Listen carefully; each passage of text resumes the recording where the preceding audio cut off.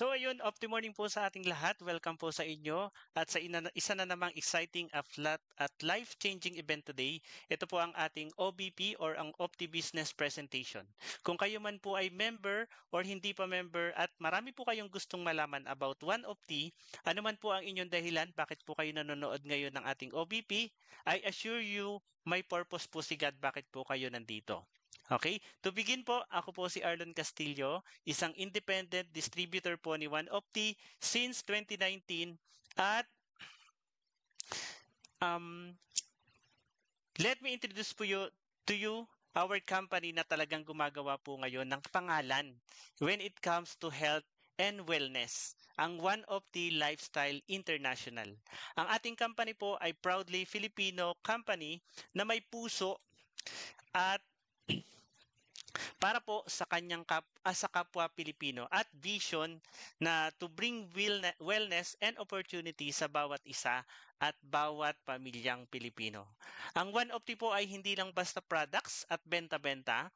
Ito po ay about sa vision na mag-promote po ng natural health at financial wealth at may kulturang nag-aangat po sa bawat isa.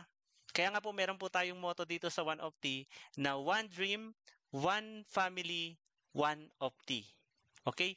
At sa likod po ng tagumpay ni OneOpti, ayan po, ay ang isang tao po na mahal po nating mga Optimians dahil po sa kanyang passion, sa kanyang vision, at sa kanyang determinasyon na nabuo po si OneOpti.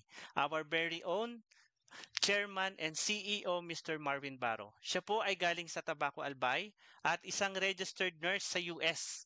Tumatayo po siyang tatay po nating mga Optimians. Isa po siyang leader.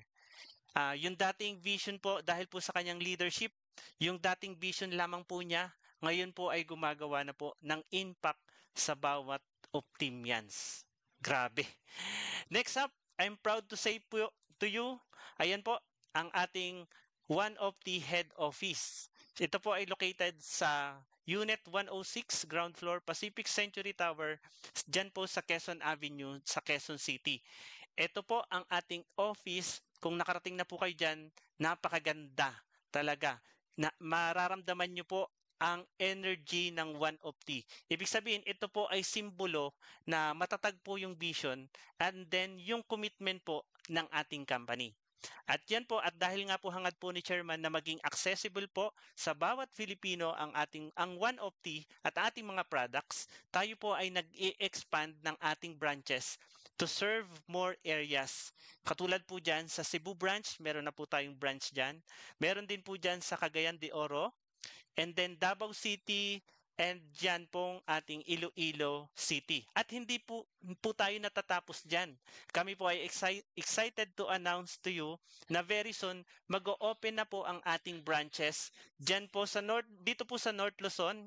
Yan, ang ating Santiago branch or Santiago Isabela. And then dyan po sa South Luzon, ayan po malapit na, ang ating Lucena City branch. Dyan po sa Quezon Province. At ito pa po, take note, ang ating pong company ay may sariling manufacturing plant. Ayan po, located po dyan sa Mekawayan, Bulacan.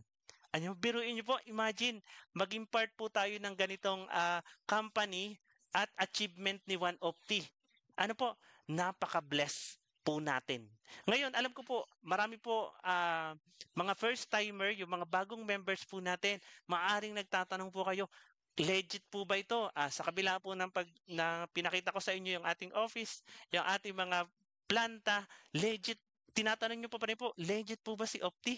Siyempre, ang sagot ko po, isang malaking yes. Siyempre, ang Opti po ay officially registered and license po ng SEC, yung Securities and Exchange Commission.